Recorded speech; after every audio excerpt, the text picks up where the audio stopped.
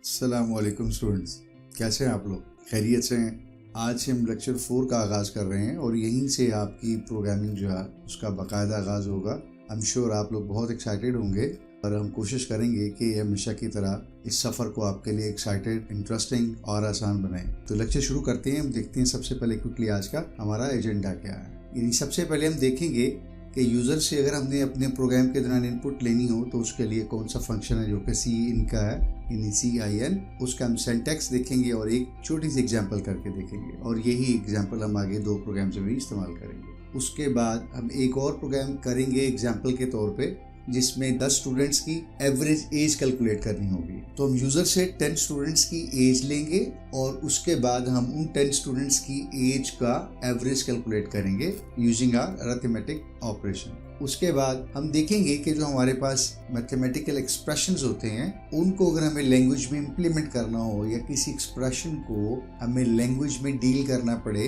तो हम उस एक्सप्रेशन को लैंग्वेज में कैसे हैंडल करेंगे। फोर्थ में हम देखेंगे कि जी एक हमें प्रोग्राम करना होगा जिसमें हमें 4 डिजिट का एक नंबर गिवन होगा और उस नंबर के जो 4 अलग अलग डिजिट होंगे, यानी कि यूनिट पे, 10th पे, 100th पे और 1000 पे जो डिजिट होगा वो हमें रिटर्न करना होगा। तो इसके लिए हम एक छोटा सा प्रोग्राम लिखेंगे और लास्ट जो है अगेन एक और प्रोग्राम हम लिखेंगे जिसमें हमें यूज़र से रेडियस लेना होगा एक सर्कल का और उसके बाद एरिया का फार्मूला यूज करते हुए जो कि πr² है, हम उस सर्कल का एरिया कैलकुलेट करें। सो आज का लेक्चर काफी इंटरेस्टिंग है, तो I am pretty excited and I am sure you must be too. Let's get started.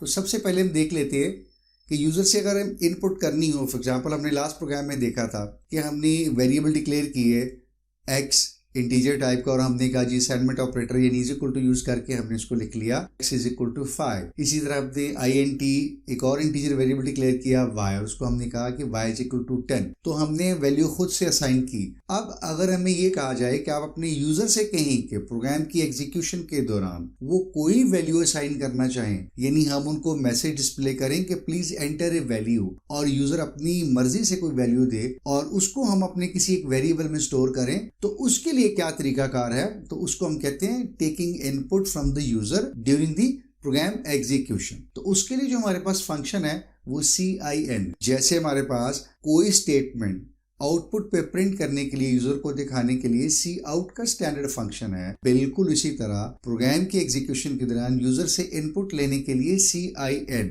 या इसको CIN भी कहा जाता है, ये स्टैंडर्ड फंक्शन है। तो इसको हम यूज करना सीखेंगे। CIN के लिए जरूरी है कि हमने कोई एक वेरिएबल डिक्लेयर किया हो, एक वेरिएबल जिसको हमने यूज करके यूजर से इनपुट लेनी है, फिर उस वेरिएबल में स्टोर करनी है या सेव करनी है। उस वेरिएबल को पहले हमें डिक्लेयर करना पड़ेगा, डिफाइन करना पड़ेगा। अगर हमें यूजर से एक इनपुट लेना है और वो इंटीजर टाइप की इनपुट है तो हम पहले int स्पेस कोई एक नाम ले लेंगे, जैसे ABCXYZ कोई एक वेरिएबल डिक्लेयर करेंगे और फिर हम यूजर को प्रॉम्प्ट या इनपुट के लिए मैसेज डिस्प्ले करेंगे कि प्लीज एंटर ए नंबर और फिर हम ये LCIN का फंक्शन यूज करके उसे इनपुट लेके उस हमने जो वेरिएबल डिक्लेयर किया उसमें स्टोर कर लेंगे। अभी एक सिंपल सी एग्जांपल हम देख भी लेते हैं। सिंटैक्स क्या है? It's very simple. आप CIN लिखेंगे बिल्कुल ऐसे जैसे cout लिखते हैं। एक चीज का आपको ख्याल रखना होगा कि cout में हम लेफ्ट एंगल ब्रैकेट इस्तेमाल करते हैं 2 दफा और CIN में हम क्या कर रहे हैं आप देख सकते हैं, हम राइट एंगल ब्रैकेट जो है वो 2 दफा यूज कर रहे हैं। तो ये आपको ख्याल रखना होगा और उसके बाद जो वेरिएबल हमने डिक्लेयर किया है उस वेरिएबल का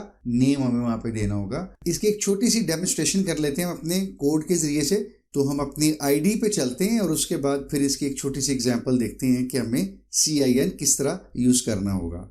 जी तो हम अपनी ID पे आ गए हैं। It's dev C++। आप देख सकते हैं यहाँ से हम अपनी एक नई फाइल लेते हैं और क्विकली जो है वो अपने प्रोग्राम को लिखना शुरू कर देते हैं।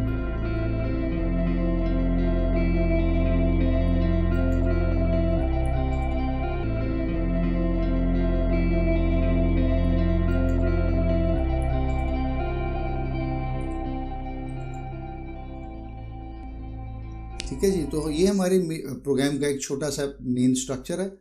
अब हम एज्यूम करते हैं कि हमें यूज़र से एक इनपुट लेनी है जो कि इंटीजर टाइप की है, तो हम int डिक्लेयर करते हैं, एक वेरिएबल a ले लेते हैं और अब हम यूज़र को डिस्प्ले करते हैं कि आप एक नंबर एंटर कीजिए। तो यूज़र को मैसेज आ रहा है तो इसलिए इसने डिस्प्ले होना है, तो हम सी आउट लिखते हैं और इन्वर्टेड कामा में लिख लेते हैं कि प्लीज़ एंटर ए नंबर, ठीक है, और उसके बाद फिर ये सेमीकोलन। और अब यूज़र जो है जो नंबर एंटर करेगा उस नंबर को हम अपने ऊपर डिक्लेयर किए हुए जो वेरिएबल ए है उसमें स्टोर करेंगे। कैसे करेंगे? CIN और राइट एंगल ब्रैकेट्स और उसके बाद वेरिएबल का नाम जो कि हमारा क्या है, ए और सेमीकोलन। और उसके बाद हम चाहें तो हम उसको दिखा भी सकते हैं कि आपने क्या एंटर किया था। तो अभी हमारे पास जो नंबर यूज़र ने एंटर किया वो ए में पड़ा हुआ है, तो हम उस यूज़र को डिस्प्ले करवा सकते हैं, you have entered the number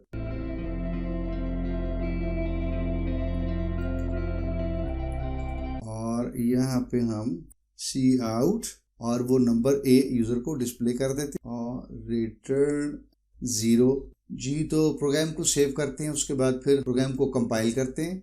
तो कोई एरर, कोई वार्निंग हमें नज़र नहीं आ रही। हम प्रोग्राम को रन करके देखते हैं जी।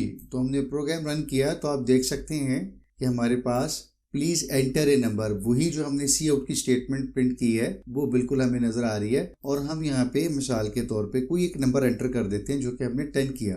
अब जैसे ही हम एंटर करेंगे तो ये नंबर स्टोर हो जाएगा जाके ए वेरिएबल के अंदर और उसके बाद कंपाइलर को आगे मिलेगा ये वाली लाइन जो हमने लिखी हुई है, लाइन नंबर 10, यानी cout you have entered the number, और यही लाइन दोबारा प्रिंट होगी और हमने ए प्रिंट किया है। तो ए में हम अभी वैल्यू रन टाइम पे आप ये समझ लें यूज़र से लेके ए में रखवा रहे हैं और अगली बार ए से ही हम प्रिंट कर रहे हैं, तो दोबारा हमें 10 ही प्रिंट होकर नजर आएगा। तो हम एंटर करते हैं तो ये देखिएगा you have entered the number 10। तो ये हमारा पहला पोर्शन था जी कि हमने यूज़र से इनपुट किस तरह से लेनी है और उसको किस तरह से वेरिएबल में स्टोर करनी है और उसके बाद फिर अगर हमें उससे रिलेटेड कोई अरिथमेटिक